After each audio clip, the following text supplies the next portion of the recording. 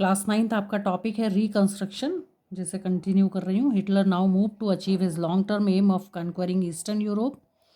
लंबे समय से जिस विजय उपलब्धि को हासिल करना चाहते थे, पूर्वी यूरोप पर विजय हासिल करके हिटलर उस उपलब्धि के लिए आगे बढ़े। He wanted to ensure food supplies and living space for Germans, क्योंकि उन्होंने बहुत सारी अपनी टेरिटरीज जो थी ओवरसीज़ उन्हें खो दिया था, तो वो चाहते थे कि जर्मन्स के लिए लिविंग स्पेस हो और उसके अलावा जो है उनके लिए फूड सप्लाईज जो हैं उनकी आपूर्ति सुनिश्चित की जा सके। ही attack the Soviet union in जून 1941, और इस प्रकार से उन्होंने क्या किया कि सोवियत यूनियन पर हमला बोल दिया जून 1941 में।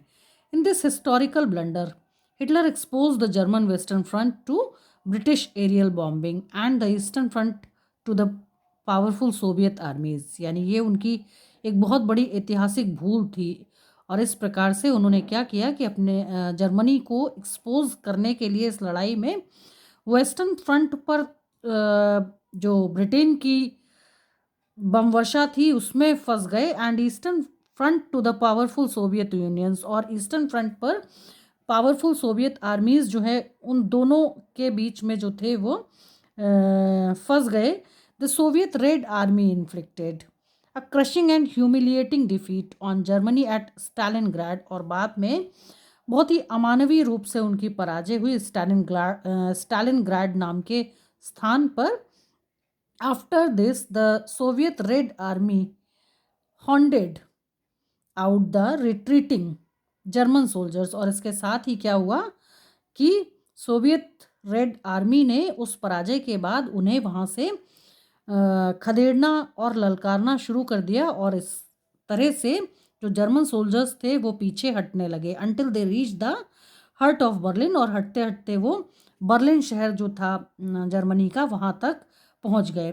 Establishing Soviet hegemony over the entire Eastern Europe for half a century there after.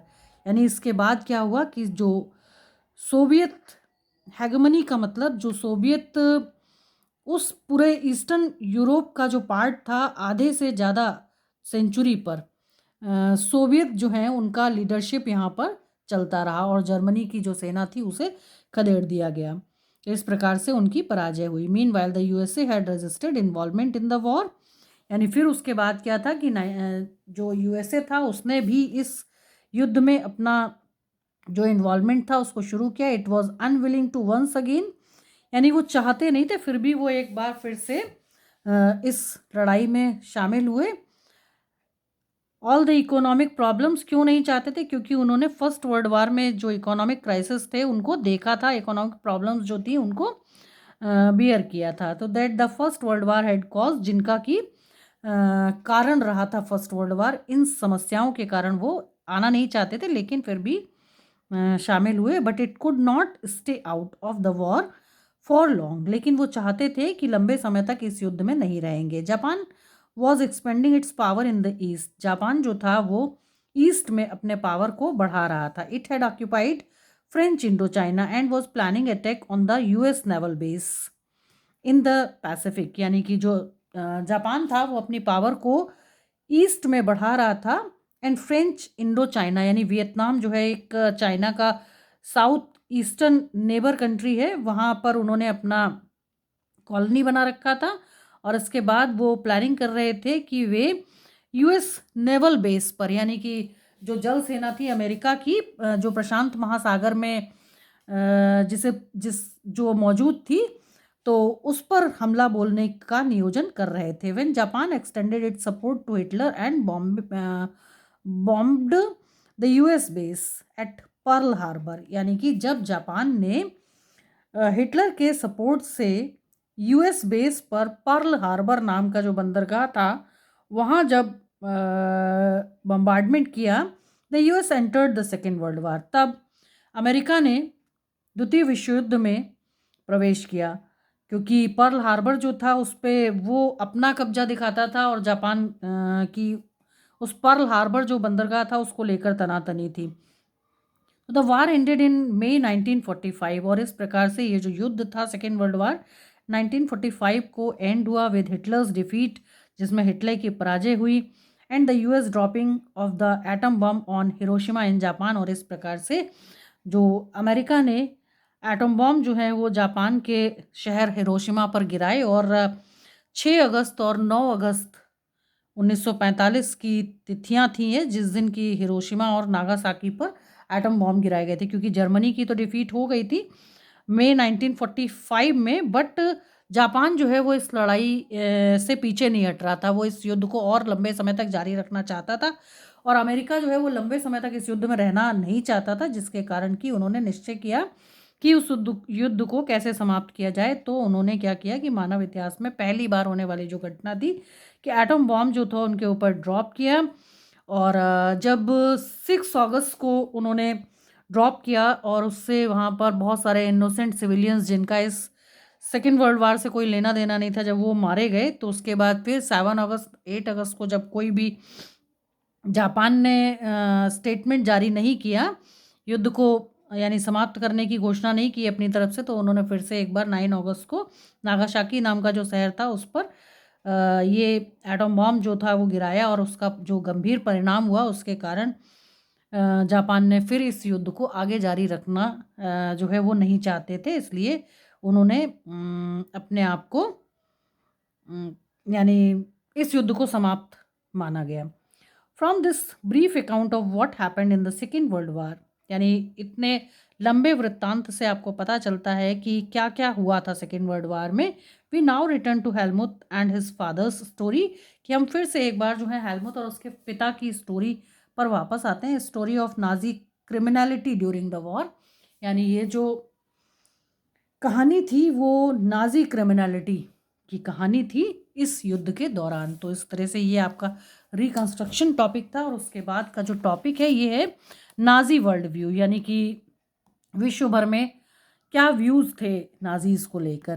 तो the crimes that Nazis committed were linked to a system of belief and a set of practices, यानी कि जो Nazis थे उन्होंने जिस प्रकार के अपराध किए थे वो एक पूरा प्रैक्टिस था, वो पूरा एक सिस्टम था यानी क्राइम्स का। Nazi ideology was synonyms with Hitler's world view, यानी कि नाजी जो विचारधारा थी वो हिटलर के बारे में जो विश्व की जो सोच थी उसका एक पर्याय बन गया था। According to this there was no equality between people, यहाँ पर यानी हिटलर के अनुसार वहाँ पर जो पीपुल्स थे उनके बीच कोई इक्वलिटी नहीं थी, but only a racial hierarchy. In this view blond, blond का मतलब होता है येलोइश ब्राउन, ब्लू आइड नीली आंखों वाले, नॉर्डिक जर्मन। नॉर्डिक जर्मन का मतलब था कि the Nordic countries are a geographical and cultural region in northern Europe and the North Atlantic. It includes the sovereign state of Denmark, Finland, Iceland and Sweden as well as autonomous territories.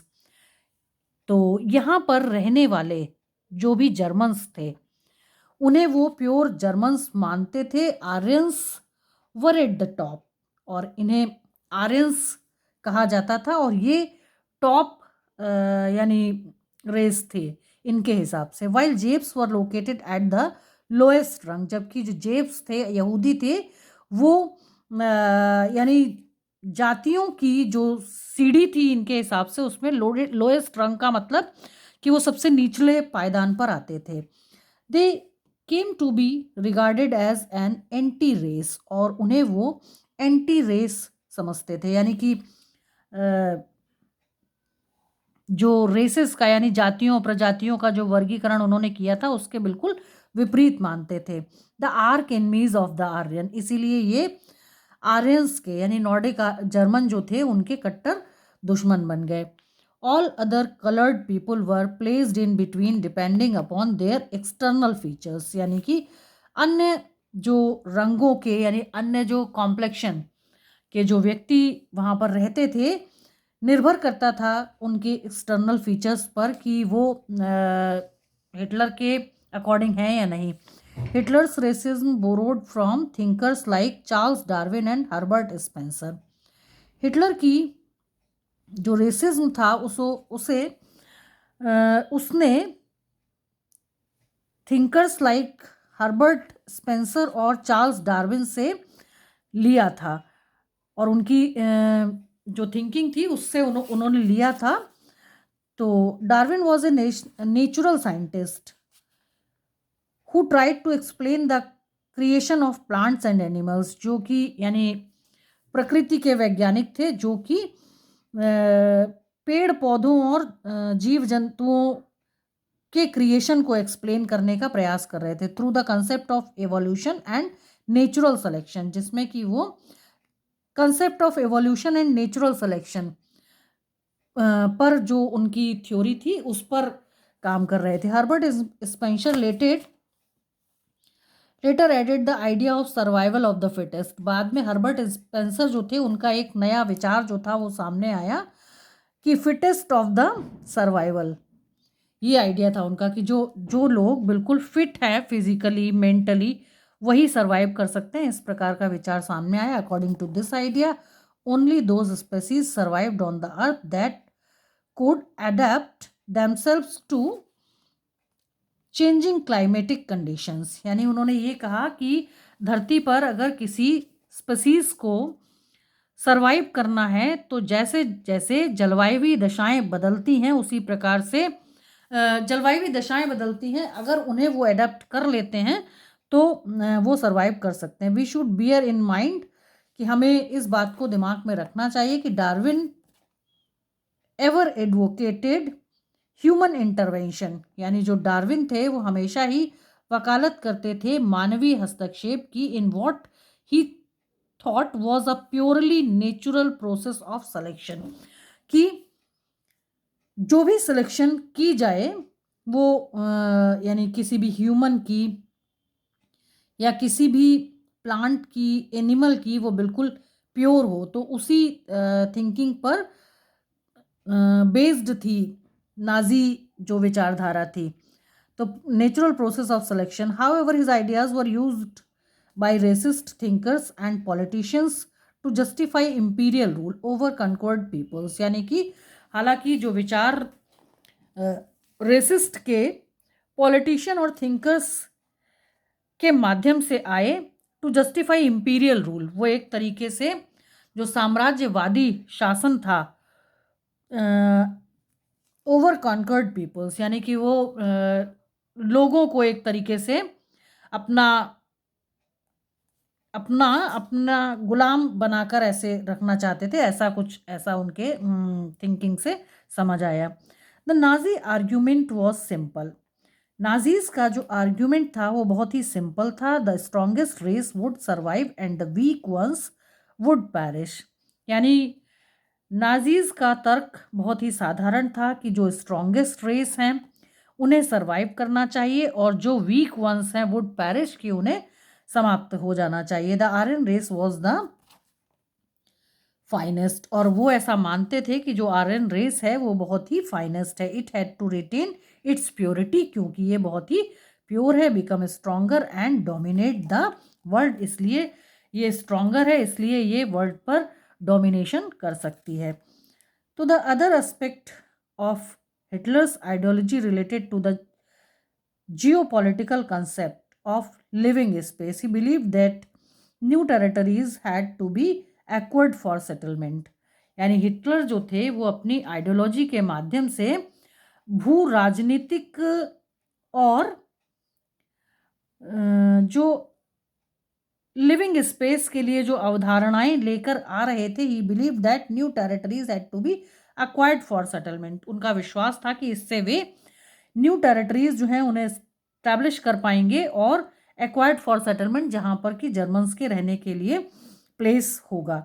This would enhance the area of the mother country, यानी इस प्रकार से उनका जो देश है Germany जिसे वो मदर कंट्री कहते हैं, उसका एरिया इन्हेंस हो जाएगा, बढ़ जाएगा। While enabling the settlers on new land to retain an intimate link with the place of their origin.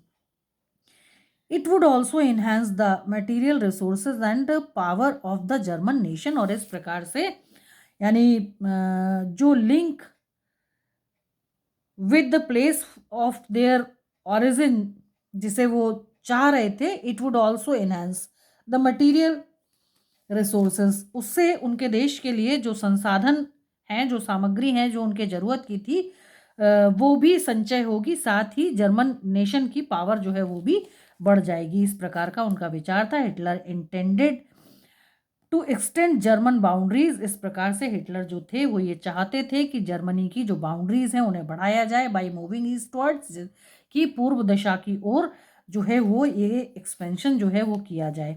To concentrate all Germans geographically in one place, जिससे कि जो जर्मन्स हैं वो यानी भौगोलिक दृष्टि से अपने आप को पूर्व दिशा की ओर विकेंद्रित करें। मतलब कि जो जर्मनी के पूर्व का हिस्सा है कहीं वो उसे अकर करना चाहते थे।